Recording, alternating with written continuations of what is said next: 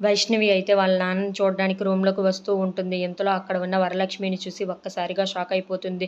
ఏంటి ఈవిడ ఇక్కడ ఉంది. ఇప్పుడు కానీ మా నానమ్మ చూడాలి పెద్ద తగువే అవుతుంది కదా! అని చెప్పేసి అయితే అనుకుంటూ ఉంటుంది. ఇంతలో అక్కడ ఉన్న వరలక్ష్మి అయితే ఏవండీ మనకిద్దరికి విడాకులు అయిపోయినా సరే మన ఇద్దరం ఇంకా భార్యాభర్తలమేనంట అని చెప్పేసి అయితే చాలా బాధపడుతూ విష్ణు వైపు చూస్తూ ఉంటుంది. ఇంతలో అక్కడ ఉన్న వైష్ణవి అయితే ఒక్కసారిగా షాక్ అయిపోయి ఏంటి వీళ్ళిద్దరూ భార్యాభర్తలా అని చెప్పేసి అయితే అనుకుంటూ ఉంటుంది. ఇంతలో అక్కడ ఉన్న వరలక్ష్మి మాత్రం ఏవండి మనిద్దరికి చట్టరీత్యా విడాకులు అయిపోయినా సరే మనిద్దరం దేవుడి దృష్టిలో ఇంకా భార్యాభర్తలమేనంట.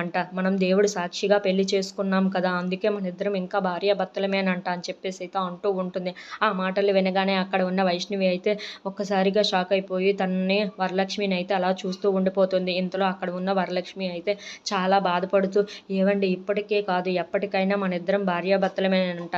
మీరు నా భర్త నేను మీ భార్యనేనంట అని చెప్పేసి అయితే విష్ణుని చూస్తూ అలా చాలా బాధపడుతూ ఉంటుంది. మీకు ఎలాగైనా నయం చేసుకుంటానండి మిమ్మల్ని మళ్ళీ మామూలు మనిషిని చేసుకుంటాను అని చెప్పేసి అయితే చాలా బాధపడుతూ విష్ణు వైపు అయితే చూస్తూ బాధపడుతూ ఉంటుంది. ఇంతలో అక్కడ ఉన్న వైష్ణవి అయితే అవునా వీళ్ళిద్దరూ భార్యాభర్తలా అంటే ఈవిడ మా అమ్మ అని చెప్పేసి అయితే ఒక్కసారిగా షాక్ అయిపోయి అలా ఉండిపోతుంది. If you like this video please like share and subscribe.